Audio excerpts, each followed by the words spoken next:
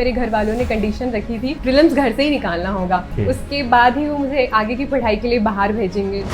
आप मुझे प्री के बारे में पूरा डिटेल से बताइए, क्योंकि मेरे पास भी काफी सारे कमेंट आते हैं कि आप स्ट्रेटजी पूछते हैं, नो डाउट, बढ़िया ठीक है, बट सोर्स पूछिए आप। टॉपर्स की वीडियो में कुछ कॉमन चीजें मैंने पकड़ी, तो सिलेबस को समझो, PYQs को देखो, सोर्सेज लिमिटेड रखो, रिवीजन मल्टीपल करो, प्रैक्टिस अच्छी करो। उम्मीद थी आपको डिप्टी कलेक्टर बन जाएंगे आप। ये तो था कि सिलेक्शन हो जाएगा, लेकिन DC बनेंगे ऐसा नहीं सोचा था। प्रीलिम्स में ऐसा कोई सब्जेक्ट जिसने आपको परेशान किया हो? जैसे ही प्रीलिम्स हमारा होता है उस दिन हमें ये ध्यान रखना चाहिए कि हम घबराएं नहीं। बच्चों के साथ ये प्रॉब्लम होती है कि वो घबरा जाते हैं कि यार प्रीलिम से पास होंगे फेल होंगे, पहले डिसाइड कर लेते हैं पेपर आने से पहले।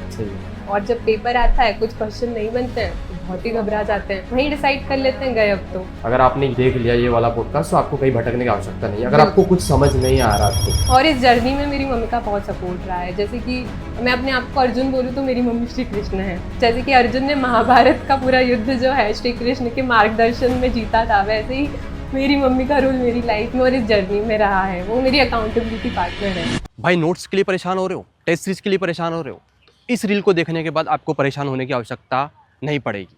घर बैठे आप रिजनेबल प्राइस में, चाहे आपको प्री का नोट चाहिए, मेंस का चाहिए या टेस्ट सीरीज चाहिए, घर बैठे सारी चीज़ें आपको मिलने वाली हैं, वो भी रिजनेबल प्राइस में।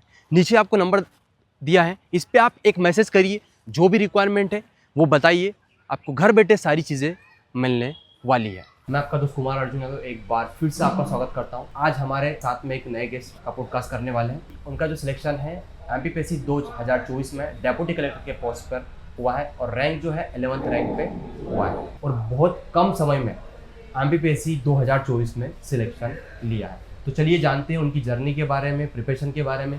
शिवानी जी, स्वागत है हमारे पॉडकास्ट में। Thank you so much. मेरा नाम शिवानी सिरमाचे है और मैं मध्य प्रदेश के हरदा जिले की सिराली तहसील की निवासी हूँ। हाल ही में मेरा मध्य प्रदेश राज्य सेवा परीक्षा 2024 के लिए सिलेक्शन हुआ है। मैंने 11th रैंक सिक्योर की है और मेरा सिलेक्शन डेप्यूटी कलेक्टर के पद पर हुआ है। आपकी ये जो जर्नी है कब शुरुआत हुई थी MPPSC की जर्नी मैंने 2022 में स्टार्ट की है और उसके बाद मैंने घर रहकर सेल्फ स्टडी के माध्यम से किया। मेरे घर वालों ने कंडीशन रखी थी कि मुझे प्रीलिम्स घर से ही निकालना होगा, उसके बाद ही वो मुझे आगे की पढ़ाई के लिए बाहर भेजेंगे। तो मुझे अपने आप को प्रूव करना था, तो मैंने घर से तैयारी की, सेल्फ स्टडी की, जो भी सोर्सेज से अपनी बुक लिस्ट खुद से शॉर्ट आउट की, टॉपर्स के वीडियोस देखे एंड फिर बहुत सारी मेहनत की और परिणाम ये रहा कि मेरा सिलेक्शन हो गया। प्रीलिम्स मैंने क्वालिफाई किया। फिर उसके बाद मेरे पेरेंट्स ने मुझे इंदौर भेजा कि आप जाके मीन्स की तैयारी कीजिए। तो मीन्स के लिए मैं यहाँ पे आई, मैंने टेस्ट सीरीज़ ज्वाइन की।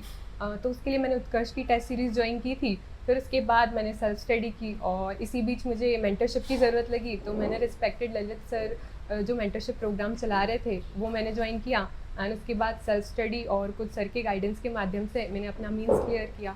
ओके, अच्छा, आपका जो एजुकेशन बैकग्राउंड है उसके बारे में बताइए। आपकी स्कूलिंग वगैरह जो है आपकी कहाँ से हुई है? जी। देन आपका स्ट्रीम क्या रहा था, ग्रेजुएशन वगैरह में सारा कुछ बताइए। हाँ, मैंने अपनी 12th तक की स्कूलिंग जो है सिराली से ही की है और उसके बाद फिर मैं ग्रेजुएशन के लिए भोपाल गई थी। वहाँ से नूतन कॉलेज से मैंने BSc कंप्यूटर साइंस से अपना ग्रेजुएशन कंप्लीट किया और फिर उसके बाद मैं घर आ गई थी। फिर घर से ही मैंने प्रिपरेशन की एंड फिर फाइनली सिलेक्शन हो गया है आज मेरा। ओके, वैसे ग्रेजुएशन कब हुआ था आपका? मेरा ग्रेजुएशन 2021 में हुआ है। 21 में हुआ था। ओके, फिर MPPSC का कब सोचा आपने कि मुझे इस फील्ड में जाना है, या फिर इसके पहले कुछ और चल रहा था? हाँ, इसके पहले ये था कि मुझे जॉब सिक्योरिटी चाहिए थी, तो मुझे लगा कि पहले मुझे ऐसी कोई फील्ड में जाना चाहिए जहाँ पे मैं जल्दी से जल्दी सिलेक्शन ले लूँ। तो मैंने बैंकिंग फील्ड सिलेक्ट की। तो उसके लिए मैंने प्रिपरेशन स्टार्ट की, वहाँ पे मैंने प्रिपेयर किया। तो वहाँ पे मेरा प्रीलिम्स क्लियर हुआ, मेंस क्लियर हुआ, इंटरव्यू कॉल आया, लेकिन अनफॉर्चुनेटली इंटरव्यू क्लियर नहीं हो पा रहा था। मैंने 2-3 बारी दिया, वहाँ पे नहीं हो पाया। फिर दिमाग में आया कि यार ये फील्ड में अपना नहीं हो पा रहा है, कुछ और ट्राई करना चाहिए। और बेसिकली मैंने अपने मम्मी पापा और भैया लोगों को देखा है कि वो सोशल सर्विसेज में काफ़ी एक्टिव हैं, तो मेरा भी इंक्लिनेशन था कि हाँ मुझे भी कुछ सोसाइटी के लिए करना है। और फिर उसके बाद मैं थोड़ी स्पिरिचुअल नेचर की भी हूँ, तो मुझे ये है कि नर सेवा नारायण सेवा है, तो सिविल सर्विसेज से अच्छा प्लेटफॉर्म तो हो ही नहीं सकता था। तो मैंने फिर डिसाइड किया कि हाँ मुझे सिविल सर्विसेज करनी है और घर से फिर पेरेंट्स ने भी सपोर्ट किया कि नहीं आप कर सकती हो, तो आपको करना ही चाहिए। तो फिर मैंने 2022 से अपनी प्रिपरेशन स्टार्ट की और इसके बाद जैसे कि मैंने बताया कंडीशन रख दी थी कि सभी जाते हैं, पढ़ाई लिखाई कोई ही करता है, सिलेक्शन कुछ ही का होता है, तो आप पहले प्रूफ करके बताइए कि आप हाँ हो होनहार, आप कर सकती हो, तो प्रीलिम्स कीजिए आप यहाँ से, तो बिल्कुल हम आपको आगे की पढ़ाई के लिए भेजते हैं। तो फिर मैंने अपने आप को प्रूव किया और प्रीलिम्स क्रैक किया और उसके बाद मैंने मेंस के लिए यहाँ पे आ गई। ओके, लगभग आपको कितना समय लगा होगा preparation में? लगभग अगर हम मतलब हम बोल सकते हैं कि जो प्रोसेस होता है मेंस वगैरह के बाद, उसको अगर हटा दें हम, हाँ, जो तैयारी हुई है वो कितना समय हुई है? अराउंड 1 साल की है वो मेरी तैयारी। 1 साल, हाँ बहुत कम समय है। हाँ यहाँ पे लोगों को 5-5 साल लग रहे हैं, 5 जी। नहीं 7 साल लग रहे हैं, ऐसे भी है 24 में। जी। आपको कम समय कैसे लगा? इसके क्या लिए- किया वैसे आपने? जी, मैंने इसके लिए बहुत ही क्लियर माइंडसेट के साथ किया कि अब देना है तो बिल्कुल फुल डेडिकेशन के साथ देना है।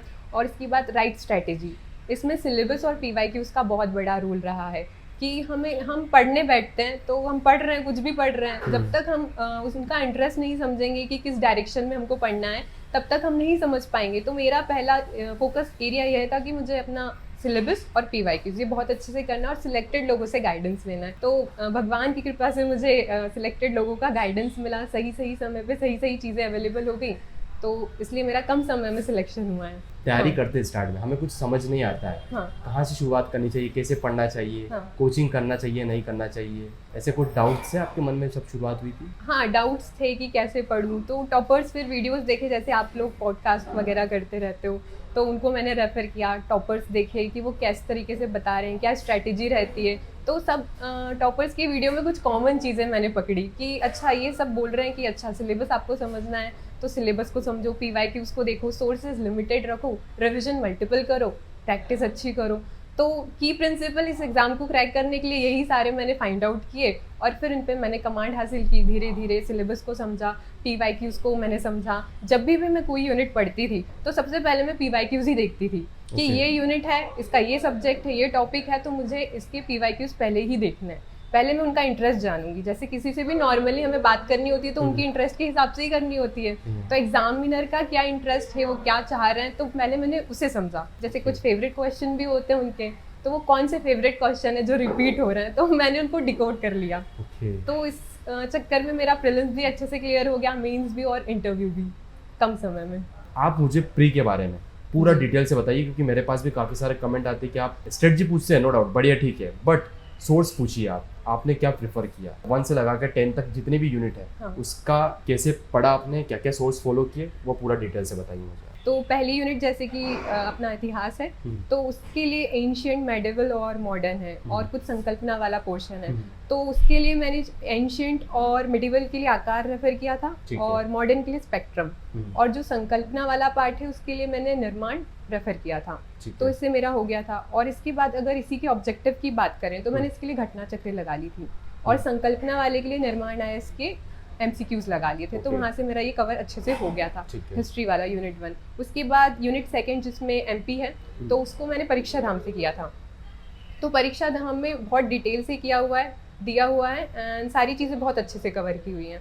तो फिर मैंने उसको वहीं से कर लिया था। ये सिर्फ एक ही मेरा सोर्स था MP के लिए। ओके, हाँ, मेंस के लिए मैंने बर्नवाल को भी रेफर किया था, लेकिन प्रीलिम्स के लिए सिर्फ परीक्षा धाम। फिर हम भारत की भूगोल की बात करें तो उसमें एटलस थी मेरे पास, और इसके बाद शुभम सर के नोट्स, कुछ यूट्यूब लेक्चर्स मैंने शुभम गुप्ता, हाँ, दमू, दमू, ओके, हाँ। क्या पढ़ा उनसे आपने? उनके नोट्स जो थे ना, हाँ, तो उनके नोट्स में ये जो स्पेसिफिक टॉपिक दिए हैं, पर्वत, पहाड़ियाँ, ये ओके। तो ये बहुत अच्छे से ज्योग्राफी वाला portion। ज्योग्राफी वाला पोर्शन, ठीक है। और जैसे कि साइक्लोन वाला पोर्शन दिया है तो उन्होंने बहुत अच्छे से समझा रखा है। ऑनेस्टली मैं बताऊं तो अच्छा, काफी अच्छा पढ़ाते हैं। हाँ, वो बहुत अच्छा पढ़ाते मतलब हैं। उनका पढ़ाने का जो तरीका रहता है, मतलब हर व्यक्ति को, कभी किसी को कुछ नहीं पता ना, हाँ। अगर उनसे पढ़ लिया हम्म, तो मतलब मान के चलो कि हर कुछ चीज आपको समझ में आ जाएगी। समझ में आ जाएगी, और हाँ। क्वेश्चंस भी आते हैं उनके पढ़ाए हुए सही से। है। तो मैंने फिर वहाँ से रेफर कर लिया था। ऑनेस्टली अगर शुभम सर हमको देख रहे हैं तो ऑनेस्टली मतलब हाँ, आपसे, क्योंकि मैं जानता हूँ अच्छे से, उनके देखे हैं वीडियोस वगैरह, मैंने हाँ, खुद ने देखे हैं, तो जेन्युइनली बहुत अच्छा पढ़ाते हैं। बहुत अच्छा पढ़ाते हैं, शानदार। और फिर इसके बाद अगर हम संविधान की बात करें तो मैंने लक्ष्मीकांत रेफर की थी, और उसके बाद MP के लिए परीक्षा धाम, MP के लिए परीक्षा था। हाँ, और इसकी मैंने घटना चक्र लगा ली थी कि मेरा एक टॉपिक कंप्लीट हुआ है तो उसका मैं घटना चक्र से MCQ सॉल्व कर लूँ। ओके, अच्छा, जो घटना चक्र बता रहे हैं आप, हर एक सब्जेक्ट का घटना चक्र लिया था या फिर एक ही सब्जेक्ट का लिया था नहीं, आपने? मैंने जो अपने कोर सब्जेक्ट होते हैं जैसे कि अपना हिस्ट्री हो गया, ठीक है। इकोनॉमी हो गया, पॉलिटी हो गया और ज्योग्राफी हो गया, तो इनके लिए मैंने घटना चक्र रेफर की थी। और जो ओके। एमपी है उसके लिए तो आती नहीं है, तो उसके लिए मैंने निर्माण के एमसीक्यूज लगा लिए थे। ओके।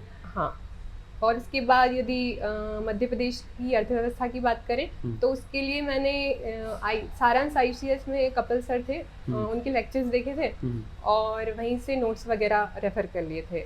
और इंडियन इकोनॉमी के लिए मैंने नितिन सिंघानिया सर की बुक रेफर की थी। ओके। और इसी के साथ इकोनॉमिक सर्वे और बजट देखा था, क्योंकि वो बहुत इंपॉर्टेंट है। क्वेश्चन डायरेक्ट आते हैं, रैंकिंग वगैरह के क्वेश्चन हो गए कि कौन सी स्टेट की क्रॉप्स में कौन सी क्या रैंकिंग है, एमपी की भी पूछते हैं और मिनरल्स की भी रैंकिंग होती है, तो वहाँ से डायरेक्टली कवर हो जाता है। ओके। और फिर यूनिट 7 में ये जो साइंस एंड टेक वाला और हेल्थ वाला पोर्शन है, तो उसके लिए मैंने परीक्षा धाम रेफर की थी ओके। और लूसेंट, तो इन दोनों से काफ़ी अच्छा कवरेज मिल गया था। और फिर उसके बाद एमसीक्यूज लगा लिए थे, तो लूसेंट के एमसीक्यूज हम लगा सकते हैं, मैंने वही लगाए थे इसमें। और बाकी परीक्षा धाम वगैरह या जो भी कोई पब्लिकेशन है उसके एमसीक्यूज हम लगा सकते हैं इसके लिए। ठीक है। और फिर जो करंट अफेयर है तो उसके लिए मैंने एग्जाम पीडिया और घटना चक्र रेफर किया था, ओके। तो उससे मेरा हो गया था। और जो इंडिया वाला उसके लिए स्पीडी इतना सफिशिएंट है, उसको ही कम से कम जितना हम रिवीजन कर सके वो हमको करना है। ओके। तो मैंने इसका बहुत बार रिवीजन किया था और जहाँ मुझे याद नहीं हो रहा था मैंने ट्रिक्स भी बनाई थी, उसके मदद से याद किया था। किस टाइप की ट्रिक अगर बताना चाहें तो? वो अभी तो मैं क्या ही मतलब कुछ बताऊं। फनी टाइप से, इस टाइप से? हाँ, फनी टाइप से कुछ एक्रोनिम बना लिए, कुछ पापा करके या फिर ओके। इस टाइप से कुछ भी वर्ड आ रहा तो कुछ नाम से आ रहा है तो नाम वो से आ उसको रिलेट करके मैं बना लेती थी। ओके, मतलब हाँ, याद रखने के लिए याद रखने- नहीं हो रहा है। याद नहीं हो रहा है, तो कुछ नाम होते हैं ऐसे या कुछ ऐसे फैक्ट्स भी होते हैं वो याद नहीं होते इजीली, तो उसके लिए फिर कुछ तिकड़म लगाना पड़ता है। सही है। नहीं, वो चीजें काम भी करती है। हाँ, काम At the करती time है। exam अगर के time हमने काम ट्रिक करती से है। याद कर लिया है तो वो ना एग्जाम में बिल्कुल हम करेक्ट करके आएंगे, उसमें कंफ्यूजन का कोई स्कोप ही नहीं रहता है। सही है। तो मैंने यही किया था उसके लिए। फिर ये आईसीटी वाली यूनिट के लिए मैंने जीएस कंप्यूटर रेफर किया था और फिर कुछ शुभम सर के पुराने नोट्स हैं वो रेफर किए थे और कुछ इस पे मैंने यूट्यूब वीडियोस देखे थे, ओके। तो इतने में मेरा हो गया था। ठीक है। और यूनिट 10 की बात करें तो निर्माण मैंने रेफर किया था, काफ़ी अच्छा कवरेज है उसमें, तो पूरी यूनिट 10 वहीं से हो गई थी। ओके। और इसमें भी फिर कपिल सर हैं, उन्होंने अच्छा बताया था, थोड़ा ट्रिक विक से याद करवा दिया था, तो वो चीज़ भी मैंने रेफर कर ली थी। ओके। हाँ अच्छा, आपका मीडियम इंग्लिश है। हाँ ये जो सोर्स बताया आपने, हाँ, हिंदी मीडियम वालों के लिए सेम रहेगा या फिर अलग रहेगा? सेम टू सेम है, कोई इशू नहीं है इसमें, दोनों रेफर कर सकते हैं। अच्छा। क्योंकि अब एमपी के एग्ज़ाम है और एमपी में हमें काम करना है, तो हमें हिंदी तो आनी ही चाहिए, तो इंग्लिश वालों की तो कोई बात ही नहीं है। मीडियम कुछ भी हो, सोर्सेज वही हैं और उसको बस अच्छे से पढ़ना है। कुछ चीजें ऐसी रहती है कि इंग्लिश मीडियम वाले ये बोलते हैं कि यार हिंदी मीडियम में तो इतना अच्छा कंटेंट है ये वाला, हमारे लिए तो कुछ है ही नहीं है। हाँ, वो ये तो रहता है कि हिंदी मीडियम वालों के लिए कंटेंट ज़्यादा अच्छा है, उसमें तो कोई डाउट है ही नहीं। बट यूपीएससी में वही चीज हाँ, वो बिल्कुल अपोजिट हो जाती है ना। हाँ, अब इंग्लिश यूपीएससी मीडियम वालों के लिए भर भर के कंटेंट पड़ा हुआ है, हाँ। हिंदी मीडियम वाले के लिए कुछ मिल कुछ नहीं भी रहा। नहीं मिल रहा है ना। है, तो इसके लिए फिर हमें हमारा ही दिमाग चलाना पड़ेगा कि हम कैसे कर सकते हैं। वैसे हमारी मातृभाषा ही हिंदी है, तो हिंदी पढ़ने में कोई समस्या तो आनी नहीं चाहिए और अच्छा रहता है ना। हमारा 2 पेपर हिंदी में भी है, पेपर 5 और पेपर 6, तो अभी से अगर हम हिंदी की बुक भी पढ़ते हैं तो बेनिफिट ही हमारे लिए। अच्छा, जो सोर्स आपने बताए हैं, हाँ ये आपने अपने हिसाब से ही सिलेक्ट किए थे हाँ, ये या किसी मैंने रेफरेंस के थ्रू, किसी को देख के, किसी को सुन के? हाँ, ये मैंने सुन के किए थे, जितने भी टॉपर्स रहे पुराने उनके वीडियोस देखे और उनमें से जो कॉमन सोर्सेज निकल के आ रहे थे मैंने उनको लिखा और अपनी एक बुक लिस्ट तैयार की, ठीक है। फिर उसी के अकॉर्डिंग मैंने अपनी तैयारी की है पूरी। ये सही आइडिया, मतलब हाँ। जेन्युइनली अच्छा लगा मुझे कि हाँ। आपने सबको देखा, हाँ, फिर आपको जो लगा कि नहीं ये हाँ। कॉमन चीजें हैं, कॉमन चीज तो है। ये चीजें हम हाँ, इससे follow कर भटकाव सकते भी नहीं होगा। अब सही उन लोगों ने फॉलो किया है तो हमें भी करना चाहिए। अब वो टॉपर बने तो आज हम भी टॉपर बन गए। बिल्कुल। उम्मीद थी आपको डिप्टी कलेक्टर बन जाएंगे आप? ऑनेस्टली बताना। ये तो था कि सिलेक्शन हो जाएगा, लेकिन अच्छा। डीसी बनेंगे ऐसा नहीं ये थोड़ा सोचा था। ये तो आई थिंक जो first rank, second rank, third rank उनको भी नहीं होता का भरोसा कि हमारी रैंक लग गई है। हाँ, उनको भी नहीं होता है। हाँ, सही है। हाँ, इसीलिए मेरी 25 की मेंस की तैयारी जोरों शोरों से चल रही थी। जो भी ऐसा लग रहा था कि हाँ और चीज़ें मुझे करनी है एडिशनल, तो वो भी मैं उसको कर ही रही थी। आंसर राइटिंग को और अच्छा बेहतर बना रही थी। मतलब आपका बैकअप प्लान रेडी था। बैकअप प्लान यानी कि अगर हाँ, 24 में नहीं हुआ है हाँ। तो 25 के लिए हम पूरी तरह से तैयार। पूरी तरीके से तैयार है। और कुछ लग रहा प्रीलिम्स के लिए? हाँ। और कुछ सोर्स वगैरह अलग से कुछ फॉलो किया आपने इसके अलावा? नहीं, इसके अलावा सोर्सेज तो यही थे, इनका रिवीजन मल्टीपल टाइम किया है, और एमसीक्यूज और ये घटना चक्र वगैरह मैंने आपको बता ही दिया है। मल्टी और लूसेंट का जैसे रहता है तो रिवीजन के लिए काफ़ी अच्छी रहती है एट दी एंड। यदि हम हिस्ट्री की बात करें तो क्वेश्चन आ जाते हैं वहाँ से, तो लूसेंट साइंस के लिए और अपना हिस्ट्री के लिए, तो इस तरीके से हम इसको कवर कर सकते हैं। अच्छा, अगर रिवीजन का बोले कितनी बार हो गया होगा रिवीजन इसका? रिवीजन तो काफ़ी बार हो चुका है। फिर भी एक अगर बताएं तो कि इतने बार पढ़ चुके हैं आप उनको? हाँ, कम से कम मिनिमम 5 to 6 टाइम्स तो हो ही गया है। ओके, हाँ। मतलब अब चीजें ध्यान होगी आपको? हाँ, ध्यान। कहाँ पे क्या लिखा होगा? हाँ अगर- बिल्कुल, नोट्स की फोटोज तक याद है कौन से पेज पे क्या लिखा है, ओके। इतना उसको रिवाइज कर लिया था मैंने। अच्छा, प्रीलिम्स के लिए नोट्स बनाना चाहिए? प्रीलिम्स के लिए अब ये पर्सन टू पर्सन डिपेंड करता है। आपने बनाए थे? मैंने कुछ चीज़ों के बनाए थे जो चीज़ें मैं भूल रही थी, जैसे सेंसर्स हो गई, कितना ही पढ़ लो थोड़े टाइम तक ही याद रहती है, फिर भूल जाते हैं, तो उसको मैंने अच्छे से नोट डाउन कर लिया था, अपनी वॉल पे चिपका दिया था। फिर और दूसरे टॉपिक हो गए, जैसे साइंस वाला कुछ पोर्शन हो गया, डिसीज वाला हो गया, तो उसके एक टेबल बना लिया, उसमें लिख लिया डिसीजेस कौन सी है, रीज़न क्या है, उससे फिर उसका ट्रीटमेंट वगैरह क्या है, तो इस तरीके से उसका चार्ट बना लिया था। और ज्योग्राफी के लिए मैपिंग कर ली थी, तो वो एक मैप पे ही सारी नदियाँ सिमट गई थी, उनकी सहायक नदियाँ सिमट गई थी, कहाँ पे उनका ओरिजिन है, कहाँ पे उनका समागम है, तो इस तरीके से वो मैप पे पूरी सारी चीज़ें हो गई थी। और फिर इकोनॉमी की बात करें तो उसमें मैंने सारा डेटा जो है एक पेज पे लिख लिया था। डेटा आजकल डेटा भी पूछ ही रहे हैं, और इकोनॉमी में फैक्ट्स पे ज़्यादा MPPSC ध्यान देते हैं, तो उस हिसाब से मैंने अपनी फैक्ट शीट रेडी कर ली थी। और बाकी अपनी बुक्स में ही हाईलाइट कर लिया था, जो अब कौन सी बैंक का एस्टैब्लिशमेंट कब हुआ, नाबार्ड का पूछ लिया था, RBI कब नेशनलाइजेशन हुआ वो पूछ लिया था। तो ये सारी चीज़ें मुझे लगता है कि मुझे एक बार में याद हो गई थी, या 2-3 बार मैंने उसको रिवाइज किया, वहीं की वहीं मुझे अच्छे से सिस्टमेटिक वे में याद हो गई थी, तो उसको मैंने वहीं पे हाईलाइट करके छोड़ दिया। उसके नोट्स मैंने नहीं बनाए, मैं नोट्स उन्हीं चीज़ों के बनाती थी जो मुझे याद नहीं होते थे। मतलब आपको भी नोट्स वही बनाने चाहिए जो आपको याद नहीं रह रहा है। हाँ, और ये क्या है, आप अपनी स्ट्रेंथ पहचानिए कि आपको लग रहा है कि हाँ हमें नोट्स की ज़रूरत है। जैसे कि अब मेंस की बात करूँ तो उसमें नोट्स तो होने ही चाहिए, क्योंकि mains is all about answer writing, तो आंसर राइटिंग के लिए आपके पास नोट्स होना ज़रूरी है। 6 दिन में 6 पेपर डील करने हैं, याद आपको होना चाहिए, इसके कंटेंट एकदम क्लियर होना चाहिए, तो उसके लिए नोट्स हमें चाहिए। अब जैसे कि प्रीलिम्स में ऑब्जेक्टिव रहते हैं तो उतनी नीड लगती नहीं है इसकी, तो इसलिए जो भूलती थी मैं उसके नोट्स बना लेती थी प्रीलिम्स में। और इसमें प्रीलिम्स में 2 एस्पेक्ट कवर करने थे, एक तो स्ट्रैटेजी वाला और एक जो सेल्फ मैनेजमेंट वाला होता है। बच्चे घबरा जाते हैं, रात को नींद नहीं आती है, और फिर इसके बाद OMR गलत भर देते हैं, और उसके बाद कुछ क्वेश्चन नहीं बनते हैं, तो उसी को वहीं डिसाइड कर लेते हैं कि अब तो हम पास नहीं हो रहे, तो कुछ तो CSET देने भी नहीं जाते हैं। तो ऐसी गलतियाँ नहीं करनी चाहिए। आपने करी? नहीं, मैंने नहीं की मैंने गोली नहीं गलत भरे, मैं थोड़ा अपना प्रेजेंस ऑफ माइंड रखती थी कि गलत हुआ, जैसे 23 में ये था कि हो गया था ऐसा, तो 24 में नहीं किया मैंने। ठीक है। अच्छा, प्रीलिम्स में ऐसी कोई यूनिट या फिर ऐसा कोई सब्जेक्ट जिसने आपको परेशान किया हो? हिस्ट्री। हिस्ट्री? क्या लगता है हिस्ट्री से परेशान करती है, मतलब याद नहीं होती या फिर बनती नहीं है? वो ये है कि हिस्ट्री टाइम मांगती है, अगर ज़्यादा टाइम है तो उसको हम सिस्टमेटिक वे में समझ के पढ़ते हैं तो वो अच्छे से हो जाते हैं। मेरे पास टाइम कम था तो हिस्ट्री मेरा थोड़ा सा बोल सकते हैं एक पिन पॉइंट था, बाकी तो सब्जेक्ट्स अच्छे लगते हैं। अभी 26 वाला प्रीलिम्स होने ही वाला है, आई थिंक नोटिफिकेशन आने ही वाला है, जल्द आएगा। हाँ बिल्कुल। आप तैयारी करते हैं वापस से, मान लीजिए आपका सिलेक्शन नहीं हुआ है, हो गया है बट नहीं हुआ, तो आप वापस से करते तैयारी।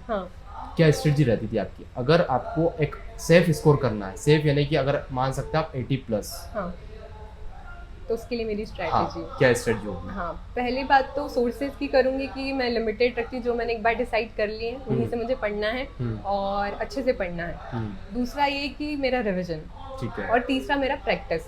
तो रिवीजन में किस प्रकार से करती कि मैंने अपना डेली प्लान बनाया है, उसमें मैंने यूनिट डिसाइड कर ली है कि कौन सी यूनिट मुझे पढ़नी है, उसमें क्या टॉपिक पढ़ना है, एक वो हो जाता। फिर उसके बाद मेरा रिवीजन स्लॉट कि आज मैं किस चीज़ को रिवाइज करने वाली हूँ, और एक तीसरी चीज़ उसमें ये होती कि आज मैंने कौन सी गलतियाँ कर दी पढ़ते टाइम, तो मैं उसको रिव्यू कर लूँ तो आगे से वो चीज़ें ना हो, तो मेरा ये रहता था। फिर उसके बाद एक प्रैक्टिस वाला पोर्शन है, तो प्रैक्टिस 2 फेजेस में करनी होती थी और मैंने भी की थी। जैसे कि पहला फेज ये था, रिवाइज कर ली सारी चीज़ों को, फिर प्रैक्टिस किया, उसमें MCQs लगा रहे हैं, साथ में PYQs भी लगा रहे हैं, तो ये हमारा बढ़िया हो गया। और इसमें फिर एक मैंने शीट बनाई थी, एनालिसिस शीट, उसमें मैंने 2 सेक्शन 2 कॉलम बनाए थे। वो 2 कॉलम ऐसे थे कि एक क्वेश्चन मैंने अटेम्प्ट किया जो मुझे आ रहा था, वो सारे क्वेश्चंस मैंने कैसे सही किए या कुछ गलत किया उसमें, जो मेरी गलतियाँ थी बेसिकली मैं उसमें लिखती थी कि कौन कौन से मैंने गलतियाँ की हैं, और दूसरे वाले कॉलम में ये लिखती थी कि कौन से क्वेश्चन है जो तुक्के से सही हो गए। और हाँ, तो तुक्के वाले हो गए या मैंने उसमें कुछ अच्छी स्ट्रेटेजी लगा दी। फिर पूरा पेपर सॉल्व करने के बाद मैं उसको एनालिसिस करती थी कि अच्छा आज मैंने ये क्वेश्चन मुझे आता था लेकिन रिवीजन कम होने के कारण गलत कर दिया, या तो फिर 50-50 हो रहा था, कंफ्यूजन बहुत ज़्यादा हो रहा था तो क्यों हो रहा था, या फिर ये जो टॉपिक है इसमें मेरी कमांड अच्छी नहीं है। तो इस तरीके से मुझे मेरी एट द एंड सारी गलतियाँ पता चल जाती थी, तो मैं उसको नोट डाउन कर लेती थी। और उसके बाद जो दूसरा वाला पोर्शन होता था जो तुक्के वाले हैं, तो उसमें मैं स्ट्रेटेजी सीख जाती थी कि अगर कोई ऐसा रैंडम क्वेश्चन आता है तो उसको मैं किस प्रकार से सॉल्व करूँगी। तो उसमें मैंने एलिमिनेशन लगाया था या कुछ पुराना ऐसा मुझे थोड़ा रफ मेमोरी में कुछ याद था तो उसके बेसिस पे मैंने सही किया। तो इस तरीके से मेरी एक पेपर सॉल्विंग टेक्निक वहाँ से निकल के आई। मतलब आपने डिकोड कर लिया था पूरी तरह से? हाँ, पूरी तरीके से प्रीलिम्स को मैंने डिकोड कर लिया था। और फिर एक दूसरा प्रैक्टिस सेट यही होता था कि पहले प्रैक्टिस कर लो, फिर हमारे एरियाज पता चल जाएंगे कि ये वाले स्ट्रॉन्ग है, ये वाले कमज़ोर हैं, तो कमज़ोर वालों पे हम काम कर लें, अपनी गलतियों को सुधार लें। अच्छा, टेस्ट सीरीज वगैरह लगाई थी आपने? हाँ, टेस्ट सीरीज मैंने लगाई थी। और एक और चीज़, इंदौर की बेस्ट कोचिंग बता दीजिए MPPSC के लिए, अगर किसी को करना हो तो। इसका तो मुझे नॉलेज नहीं है क्योंकि मैंने कोचिंग ली नहीं थी, तो मैं नहीं बता पाऊंगी। बाकी जिसको भी लेना वो बिल्कुल भी नहीं किया आपने कोचिंग? हाँ, कोचिंग मैंने ली नहीं, मैंने सिर्फ मेंटरशिप ली थी। ओके। हाँ, इसका रीज़न? इसका रीज़न है कि अगर सही दिशा में हमें जाना है या कम समय में हमें अच्छी सक्सेस चाहिए, रिजल्ट चाहिए, तो उसके लिए मेंटर्स की नीड होती है। राइट। तो अगर आपको कोई डायरेक्शन दे रहे हैं, पहले से सिलेक्टेड हैं, तो वो आपको बताएंगे कि कैसे पढ़ना है, कितना पढ़ना है, तो आप उस डायरेक्शन में चलो तो सफलता सुनिश्चित है। जैसे आपके साथ में तो आपने बताया कि डायरेक्शन देने वाले थे टॉपर्स वगैरह, फिर हाँ। जो फिर फ्रेंड सर्कल में इस टाइप से, हाँ। लेकिन किसी के साथ में ना हो चीज़ें, हाँ, कोई ना हो तो फिर? तो उसके लिए यूट्यूब है और आप जैसे पॉडकास्ट डालते हैं तो उनको देख सकते हैं, टॉपर्स के वीडियो देख सकते हैं। हर वीडियोस में कुछ ना कुछ काम की चीज़ें होती हैं, बस हमें ज़रूरत ये है कि हम उसको बहुत ध्यान से सुन रहे हैं और उसमें से क्या हम एक्सट्रैक्ट कर सकते हैं। और ये सेल्फ मैनेजमेंट वाला मैं बात कर रही थी कि सेल्फ मैनेजमेंट पे यहाँ पे ध्यान देना है। जैसे कि अभी हम पढ़ाई तो कर लेते हैं और सभी कर रहे होते हैं, लेकिन प्रीलिम्स के लिए थोड़ा हमें माइंडसेट भी रखना और ब्रेनस्टॉर्मिंग भी करनी होती है कि हमें एक प्रेजेंस ऑफ माइंड चाहिए और इसके बाद हमारा दिमाग पूरी तरीके से रेडी हो प्रीलिम्स देने के लिए। जो गलतियां हम पहले कर चुके हैं वो नहीं दोहराएंगे। और इसके बाद जैसे कि रात को नींद नहीं आना, तो इसके लिए क्या है कि जब हमारा प्रीलिम्स जैसे जैसे पास आता है हमारा पूरा शेड्यूल बिगड़ जाता है। कुछ लोग ज़्यादा पढ़ने लगते हैं 2-2 बजे तक, जैसे मैं ही बताऊँ सुबह 4 बजे तक मैंने पढ़ाई की थी। जैसे जैसे प्रीलिम्स आते जा रहा था वैसे वैसे टाइमिंग बढ़ा दी थी, तो प्रीलिम्स के टाइम में खुद सुबह 6 बजे तक नहीं सो पाई थी। लेकिन ये था कि थोड़ा मैं मेडिटेशन वगैरह करती हूँ तो ब्रेन मेरा एक्टिव रहा और प्रेजेंस ऑफ माइंड अच्छी थी। तो मैं तो सबको बोलती हूँ कि सभी को मेडिटेशन और योगा वगैरह पे थोड़ा ध्यान देना चाहिए, जिससे मेंटल हेल्थ भी अच्छी रहे और प्रेजेंस ऑफ माइंड तो फिर रहता ही है। और इसके बाद मैं ये बोलना चाहूँगी, जैसे ही प्रीलिम्स हमारा होता है उस दिन हमें ये ध्यान रखना चाहिए कि हम घबराएं नहीं। बच्चों के साथ ये प्रॉब्लम होती है कि वो घबरा जाते हैं कि यार प्रीलिम से पास होंगे फेल होंगे, पहले डिसाइड कर लेते हैं पेपर आने से पहले। सही है। और जब पेपर आता है कुछ क्वेश्चन नहीं बनते हैं तो बहुत ही घबरा जाते हैं, वहीं डिसाइड कर लेते हैं गए अब तो कुछ तो सीसेट देने भी नहीं जाते हैं। सही है। ये गलती नहीं करनी चाहिए। और जब आप क्वेश्चन अटेम्प्ट कर रहे हो तो बहुत ध्यान से उसको पढ़ना है कि क्वेश्चन में पूछा क्या जा रहा है। सुप्रीम कोर्ट कहीं हाई कोर्ट तो नहीं दिख रहा है। हाँ सही, ये होता है बाद में, बहुत होता है ये। जब एग्जाम हॉल से बाहर आते हैं आपको लगता है अरे हाँ, एग्जाम हॉल में ठीक से। 90 सही है, आते आते 85 हो गए और घर आते 80 हो गए और फिर तो सही नीचे उसका चला जाता है। हाँ ये होता है। तो वो प्रेजेंस ऑफ माइंड चाहिए उसके लिए, और जो लिखा है वही पढ़ रहे हो, इसलिए 2 बार ही चेक कर लो। और OMR को भरते टाइम बहुत केयरफुली भरो उसे। मेरा तो ये था कि मैं 3 राउंड में पेपर सॉल्व करती थी। पहले वो क्वेश्चन जो 100% श्योर है तो उनका सर्कल तो मैं वहीं की वहीं हैंड टू हैंड भर देती थी। फिर 50-50 वाले कि हाँ अब ये हैं तो उन्हें भी साथ में भर दो। फिर वो कुछ होते थे थोड़ा अपना दिमाग लगाना है उसमें, कहीं से भी आंसर तक पहुंचना है। और फिर कुछ बच जाते हैं जो तुक्के वाले होते हैं, तो फिर उनको भी मैं 3rd राउंड में करती थी। इससे मेरी एफिशिएंसी आती थी और मार्क्स गेन करने में हेल्प मिलती थी। तो इस तरीके से पेपर अटेम्प्ट कर सकते हैं। लगभग आपने सारा मुझे लगता है प्रीलिम्स का पूरा बता दिया। हाँ, प्रीलिम्स का अगर आपने ये देख लिया ये वाला पॉडकास्ट तो आपको कहीं भटकने की आवश्यकता नहीं है। अगर आपको कुछ समझ नहीं आ रहा तो बाकी अपने हिसाब से देख सकते हैं आप कि आपको क्या सही लगता है, क्या सही लगता है। हाँ, क्योंकि सबकी अपनी अपनी स्ट्रेंथ होती है, वीकनेसेस होती हैं, उसके हिसाब से हमें डिसीजन लेना चाहिए। ठीक है। अब मैं आप जानना चाहूँगा आपकी जर्नी के बारे में। हाँ। क्योंकि आपकी शायद जर्नी कुछ डिफरेंट है, मुझे ज़्यादा कुछ तो नहीं पता, लेकिन मैं भी अभी सुनूंगा पहली बार। हाँ हाँ स्टार्ट करिए। हाँ, मेरी जर्नी कुछ ऐसी है कि जैसे मेरा ग्रेजुएशन हुआ था 2021 में, तो मुझे जॉब सिक्योरिटी चाहिए थी, क्योंकि रहता है ना कि मिडिल क्लास फैमिली से बिलोंग करते हैं तो फाइनेंशियली स्ट्रांग होना चाहिए, थोड़ा जॉब सिक्योरिटी चाहिए, फैमिली का प्रेशर और सोसाइटी का, स्पेशली गर्ल्स पे तो शादी का प्रेशर बहुत रहता है। तो मैंने सोचा पहले कुछ ऐसा कर लें जो कम टाइम में हम अचीव कर लें। तो मैंने बैंकिंग की तरफ सोचा, प्रिपरेशन स्टार्ट की, वहाँ पे काफ़ी अच्छा चला। प्रीलिम्स मेंस क्लियर हुआ, इंटरव्यू कॉल आया, लेकिन इंटरव्यू नहीं क्लियर हो पाया। और जब इंटरव्यू क्लियर नहीं हुआ तो फिर थोड़ा डिमोटिवेशन सा हुआ कि यार यहाँ पे नहीं हो पा रहा है, जो सोचा था वो नहीं हो पा रहा है। कह सकते हैं कि लोग प्लान ए और प्लान बी रखते हैं। मेरा प्लान बी मैंने पहले एग्जीक्यूट कर दिया, लेकिन उसमें मुझे सक्सेस नहीं मिली। फिर मैंने प्लान ए पे अपना काम करना चालू किया, तो फिर मैंने पीएससी को पिक किया और घर वालों ने पूरा सपोर्ट किया, मेरी मम्मी, मेरे पापा, भैया और जो फैमिली है उन सब ने। और फिर मैंने अपनी प्रिपरेशन स्टार्ट की और फिर घर से रेडी किया मैंने अपना प्रीलिम्स और कुछ मेंस भी कर लिया था।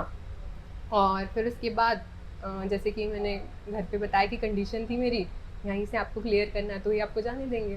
तो फिर वो मैंने क्लियर किया और उनको प्रूफ किया कि हाँ मैं भी कर सकती हूँ। तो फिर बस मैंने किया और फिर मैं इंदौर आ गई। इंदौर आके सेल्फ स्टडी की और फिर मेंस प्रिपेयर किया और फिर टेस्ट सीरीज़ ज्वाइन की। और ये कि 3 महीने थे, 3 महीने में बहुत मेहनत की है। मान सकते हैं कि 3 महीने ऐसे थे अमृत के जैसे मेरे लिए, कि मुझे बिल्कुल भी वेस्ट नहीं करना। आइट साइड वाले दोस्त लोग सब घूमने भी जाते थे, मैं कहीं नहीं गई। मैंने बोला मुझे पढ़ना है। अभिव्यक्ति होती है इंदौर में, और उस टाइम पे हमारा मेंस था। दोस्तों ने बोला यार चलते, एक दिन में क्या ही होता है, इतने लोग पढ़ रहे हैं, क्या भरोसा सिलेक्शन होगा भी या नहीं होगा। मैंने बोला होगा नहीं होगा वो देखा जाएगा, लेकिन मुझे अपना 100% देना है। तो मैंने दिया, मैंने हर चीज़ को इग्नोर किया, सिर्फ पढ़ाई पे अपना फोकस रखा कि जब पढ़ रहे हैं तो ईमानदारी से पढ़ें। जैसे कि होता है ना कि हम अपने तरफ ऑनेस्ट रहते हैं, ईमानदार रहते हैं, तो चीज़ें हमारे लिए वर्क करती हैं। और बार बार उसी चीज़ में उलझने से अच्छा 1-2 साल, 3 साल, 5 साल दे रहे से अच्छा एक बार दो, अच्छे से दो और क्लियर करो। और सब अगर ईमानदारी से करते हैं तो बिल्कुल कहीं ना कहीं सफलता मिलती ही है। वो आपने करके दिखाया? हाँ, मैंने करके दिखाया है। कम टाइम में? कम टाइम में। मतलब वो एक चीज प्रूफ कर दी कि पीएससी जो लगता है ना पंचवर्षीय योजना, हाँ, उसको आपने कहीं ना कहीं पीछे धकेल दिया, पीछे धकेल दिया है। हाँ, और बहुत ही कम समय में हाँ सिलेक्शन दिया। अच्छा, एक और चीज, फाइनेंशियल क्राइसिस रहते थे?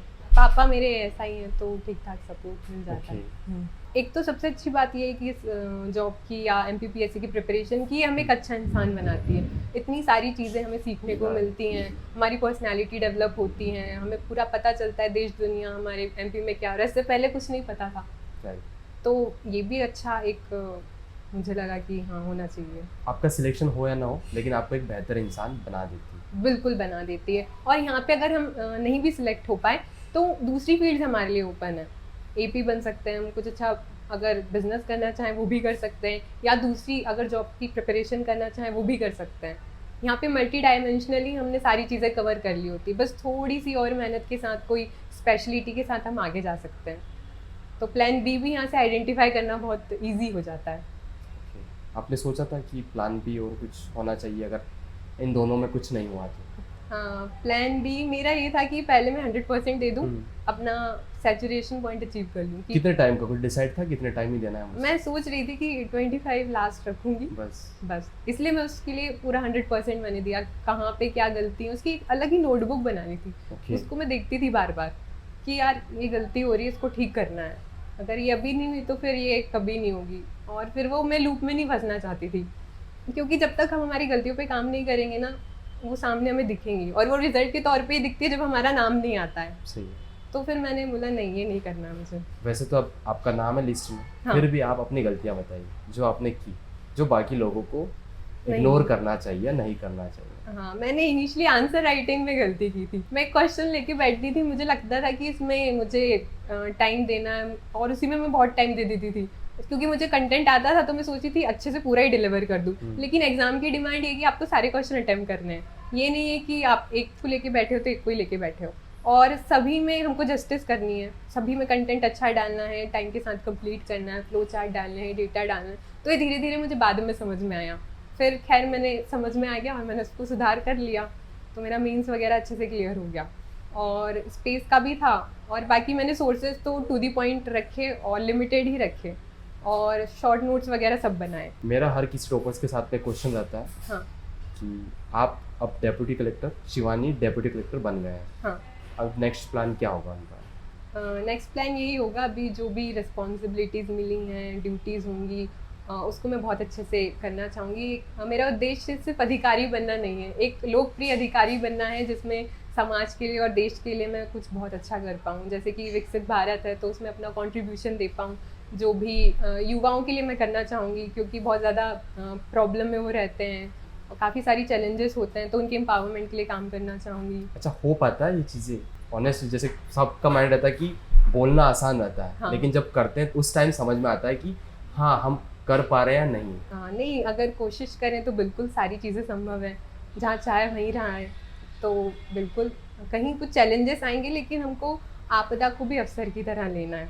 राइट। बिल्कुल, तो हर आपदा में अवसर तलाशूंगी मैं, और जो मैंने सोचा है वो मैं बिल्कुल करने का हर संभव प्रयास करूंगी। अब एमपीपीएससी छोड़ दिया है, हाँ मतलब जिस दिन लिस्ट में नाम देखा उसके बाद से हाँ, तब से पढ़ाई नहीं हो रही है। अभी फिर यूपीएससी अभी डिसाइड नहीं किया। नहीं है? हाँ ठीक है। अच्छा, कोई रोल मॉडल आपकी जर्नी का? हाँ, वो मेरी मम्मी है। ओके, हाँ कुछ बताएंगे उनके बारे में? हाँ, मेरी मम्मी के बारे में बताती हूँ। वो वैसे तो हाउसवाइफ है, लेकिन उनका दिल बहुत साफ़ है। जैसे कि मैंने बताया कि एक सोर्स ऑफ मोटिवेशन वो है, मैंने उनको देखा है, बहुत करीब से देखा है। वो लोगों की हेल्प करती हैं, जो भी गवर्नमेंट पॉलिसीज़ चला रही हैं या फिर कुछ योजनाएं हैं, उनका फ़ायदा लोगों तक पहुँचे तो उनको जागरूक करती हैं। जब भी कोई आता है, जैसे कोई दुखी और कोई परेशान है और वो अफोर्ड नहीं कर पा रहे हैं, जैसे कि राइट टू एजुकेशन एक्ट के बारे में बात करूँ, कई बच्चों का एडमिशन करवाया। जैसे जिस स्कूल में मैं पढ़ती थी, वहीं पे सर को बोलती थी कि ये बच्चे बेचारे गरीब हैं, पढ़ नहीं पा रहे हैं, तो आप इनके लिए कुछ कीजिए। तो फिर वो इस एक्ट के अंदर उनको फ्री में एडमिशन दिलवाया। और महिलाओं के लिए भी मम्मी करती रहती, जैसे उनका एक सिलाई सेंटर है, तो उससे कभी कोई महिला को उन्होंने फ्री में कुछ सिखा दिया, सिलाई वगैरह, और उनको एडवाइस देती हैं कि अच्छा आप ऐसा कीजिए, आप भी आगे बढ़िए। और कुछ जो नहीं पढ़ पा रही हैं तो उनको भी मम्मी गाइड करती हैं। तो इस तरीके से मैंने उनसे सीखा है, और जब भी मुझे डिमोटिवेशन होता था तो मैं उनसे बात कर लेती थी। और इस जर्नी में मेरी मम्मी का बहुत सपोर्ट रहा है। जैसे कि मैं अपने आप को अर्जुन बोलूँ तो मेरी मम्मी श्री कृष्ण है। जैसे कि अर्जुन ने महाभारत का पूरा युद्ध जो है श्री कृष्ण के मार्गदर्शन में जीता था, वैसे ही मेरी मम्मी का रोल मेरी लाइफ में और इस जर्नी में रहा है। वो मेरी अकाउंटेबिलिटी पार्टनर है। अब तो काफ़ी खुश होंगे आपके मम्मी? बहुत बहुत आपसे खुश है। ज़्यादा? हाँ, या मुझसे फिर- ज़्यादा। वो हमेशा से ये चाहती थी कि यार मैं नहीं कर पाई ना, वो तुम्हें करना है। मैं अधिकारी बनना चाहती थी, वो नहीं बन पाई, कुछ ऐसी कंडीशन हो गई थी उस टाइम पे। तो वो हमेशा से मुझको चीयर अप करती थी, बोले तुम बन गई ना तो मैं समझ लूँगी मैं बन गई। उस दिन कुछ बोला था आपकी मम्मी ने आपको? क्या मोमेंट था उस दिन जब लिस्ट में नाम देखा, पता चला कि आप जो है डेप्यूटी कलेक्टर बन गए हैं? हाँ, तो पहले तो मुझे खुद को ही नहीं पता था कि मेरा रिजल्ट आ गया और मैं डीसी बन गई। दोस्तों का कॉल आया तब पता चला कि हाँ डीसी बन गई हूँ। फिर मैंने घर पे कॉल लगाया और मम्मी काम ही कर रही थी और फिर मैंने बोला कि मेरी तो आवाज़ ही नहीं निकल रही थी कि मैं क्या बोलूँ। भैया ने कॉल रिसीव किया, मैंने बोला मम्मी से बात करो, तो मम्मी बोली नहीं अभी नहीं, बाद में बात करेंगे। अरे मैंने बोला बात तो करवा दो, बहुत इम्पोर्टेंट है। बोले क्या बाद में नहीं हो सकता क्या? मैंने बोला नहीं बाद में नहीं हो सकता है। फिर उन्होंने फ़ोन रिसीव किया, वो बर्तन ही साफ़ कर रही थी और जैसे मैंने बताया मम्मी डीसी बन गई, उन्होंने बर्तन सब छोड़ के वो आ गई और वो रोने लग गई। मतलब और उन्हें देख के मुझे भी रोना आ गया कि यार मतलब ये वो बहुत ही स्पेशल मोमेंट था, बहुत प्रीशियस। जो इतने समय से सपना देखा था वो पूरा हो गया फाइनली। तो उसके लिए तो भगवान जी को बहुत बहुत सारा थैंक यू है। हमारा हार्ड वर्क तो रहता है बट उसके साथ में हमारा फैमिली सपोर्ट, अगर वो लोग हमको पुश नहीं करते तो हम भी कहीं ना कहीं पीछे रह जाते हैं। जैसे कि वो मुझसे पूछती थी अच्छा आज आंसर राइटिंग की थी नहीं तुमने, अच्छा थोड़ा भेज दो फोटो वोटो खींच के। मतलब उनको आइडिया रहता था? हाँ थोड़ा बहुत पता था उनको, लेकिन वो थोड़ा मुझे डराने के लिए भी कि लिख रही है या नहीं लिख रही है, उन्होंने ही बोला था, बेटा मीन्स ऐसे नहीं निकलता है, लिखना पड़ता है आंसर, पता तो सबको होता है, उतने टाइम में जो लिख के आएगा सिलेक्शन सिर्फ उसी का होता है। तो फिर मैंने उनकी पूरी भी जो गाइडेंस था और जो भी एडवाइस थी वो सब कुछ मैंने 100% फॉलो किया। और कुछ कहना चाहेंगे जो भी आपका व्यूअर्स देख रहे हैं पॉडकास्ट? हाँ, मैं उनको यही कहना चाहूँगी कि आप डिमोटिवेट ना हो, क्योंकि ये फेजेस रहते हैं, अप्स एंड डाउन सभी की लाइफ में रहते हैं और सभी की प्रिपरेशन जर्नी अलग होती है। मेरी अलग है, आपकी कुछ अलग हो सकती है। तो घबराएं नहीं, डिस्ट्रैक्ट नहीं हो, डिमोटिवेट नहीं हो। अपना एक अकाउंटेबिलिटी पार्टनर आप रखिए जो कि आपको बार बार बताए कि अच्छा हाँ आप कहीं गलत कर रहे हो या फिर कहीं भी डिस्ट्रैक्ट हो रहे हो, तो वो आपको वहीं पे पिन पॉइंट कर दे कि यार ऐसा नहीं करना है आपको, और उसके बाद वो आपको सही दिशा में लेके जाए। और उसके बाद आपका ये रहता है जब आप किसी को बता देते हो कि अच्छा ये हमारे ड्रीम्स हैं, तो वो भी फिर आपकी हेल्प करते हैं। तो मेरे लिए तो अकाउंटेबिलिटी पार्टनर होना एक बहुत ज़्यादा इम्पॉर्टेंट है। और उसके बाद सेल्फ मैनेजमेंट स्किल होना बहुत ज़रूरी है। हमें हमारी कमज़ोरियों के बारे में, ताकतों के बारे में पता होना चाहिए कि हाँ हम क्या कर सकते हैं। जैसे कि पीएससी ही है कि कौन से एरिया में हम मजबूत हैं, कौन से एरिया में हम वीक हैं, तो ये हमको खुद से ढूंढना पड़ेगा, तलाशना पड़ेगा, ये कोई बाहर से नहीं बता पाएगा, ये हमें खुद देखना पड़ेगा। फिर उसके बाद हमें स्वयं के प्रति ईमानदार रहना है। और जब भी हम पढ़ रहे हैं तो हाँ हम 100% देखिए पढ़ रहे हैं, नहीं मन लग रहा है तो हम कुछ ऐसे वीडियोस देख लें जिसके माध्यम से भी हमारी पढ़ाई हो जाए। तो बस ये करना है हमको। फिर इसके बाद अपनी हेल्थ वगैरह पे ध्यान रखें, क्योंकि ये जर्नी जैसे कि बताया आपने पंचवर्षीय योजना बन जाती है किसी किसी के लिए, एंजाइटी डिप्रेशन जैसी समस्या आती है, तो उसके लिए थोड़ा योगा और मेडिटेशन कर सकते हैं। और फिर उसके बाद मैं बोलना चाहूँगी कि थोड़ा अपना एक हेल्पफुल एटीट्यूड रखें। जब हम किसी की हेल्प करते हैं तो हमारी भी हेल्प करने के लिए कोई ना कोई आ जाता है। अब जैसे मेरा बताऊँ, मेरा बहुत ही हेल्पफुल नेचर है, मैं सभी की हेल्प करने के लिए तैयार होती हूँ। जैसे कि अभी भी कुछ बच्चे हैं जो मुझसे गाइडेंस चाह रहे हैं, मेरे पास टाइम नहीं होता, फिर भी मैं कैसे ना कैसे करके उनको टाइम देती हूँ और उनकी हेल्प करती हूँ। ऐसे जहाँ मुझसे जो लगता है मैं बिल्कुल करती हूँ। और इससे क्या है कि यूनिवर्स से कुछ पॉजिटिव वाइब्स आती हैं। जैसे मेहनत तो सभी लोग कर रहे हैं, बहुत अच्छी मेहनत कर रहे हैं, बहुत अच्छे से पढ़ाई कर रहे हैं, लेकिन हमारा कुछ ना कुछ थोड़ा एक 99% यदि हमारा हार्डवर्क है तो 1% कहीं लक भी होता है। तो वो लक बनाने के लिए हमें अच्छे कर्म करने चाहिए। जैसे श्रीमद् भगवद गीता में भी बोल ही रखा है निष्काम कर्म करना है, अच्छे कर्म करना है, तो वो हमें कहीं ना कहीं उस पर ध्यान देना चाहिए। और हमारे जो सिलेबस में जो चीज़ें लिखी हैं उसको हमें इम्प्लीमेंट करना चाहिए। बहुत प्यारा सिलेबस है, मैं तो बोलती हूँ। फर्स्ट पॉडकास्ट है आपका? हाँ, ये फर्स्ट पॉडकास्ट है और डेली नॉलेज ट्रैक में वो वीडियो रिकॉर्ड मैंने करवाया है। कैसा क्या रहा आपका यहाँ पे अनुभव? वहाँ पे भी बहुत अच्छा रहा। और यहाँ पे? हाँ, वहाँ पे ये था कि आपको सिर्फ बैठा दिया कैमरा सामने, आपको खुद ही बोलना है। अब आप क्वेश्चन पूछ रहे हैं तो मज़ा आ रहा है ऐसे। चलिए, thank you so much. Thank you आप सो आए मच। अपना टाइम निकाल के, काफ़ी टाइम से प्लान चल रहा था बट हो नहीं पाया, फाइनली आज हो गया। हाँ, मैं आपको भी अप्रिशिएट करूँगी कि आप एस्पिरेंट्स की मदद कर रहे हैं इस तरीके के पॉडकास्ट ला के, जिससे Thank उनको you. काफ़ी हेल्प मिल रही है। और आप भी कहीं ना कहीं उनकी जर्नी में एक सक्सेस का फैक्टर की तरह कंट्रीब्यूट कर रहे हैं। कोशिश यही है कि जितना बेस्ट हो सके अपनी तरफ से बेस्ट देना, जैसा कि पीएससी में देते हैं आपने दिया है। बिल्कुल। और मैं भी कोशिश कर रहा हूँ कि जितना बेस्ट हो सके। उम्मीद है आप सभी लोगों को पसंद आया होगा। अभी तक आपने चैनल को सब्सक्राइब नहीं किया तो सब्सक्राइब कर दीजिए और वीडियो को लाइक जरूर कर दीजिए। इनके जो टेस्ट कॉपी वगैरह है या फिर नोट्स वगैरह के कुछ पीडीएफ्स मैं टेलीग्राम पर डाल दूंगा। अभी तक आप ज्वाइन नहीं किया है तो डिस्क्रिप्शन में और कमेंट में पिन कर रखना है, वहाँ से ज्वाइन करिए कि एक बार आप ज़रूर देखिएगा किस टाइप से इन्होंने नोट्स बनाए थे, किस टाइप से इन्होंने आंसर राइटिंग की थी, सारा कुछ। चलिए मिलते हैं हम अगले पॉडकास्ट में।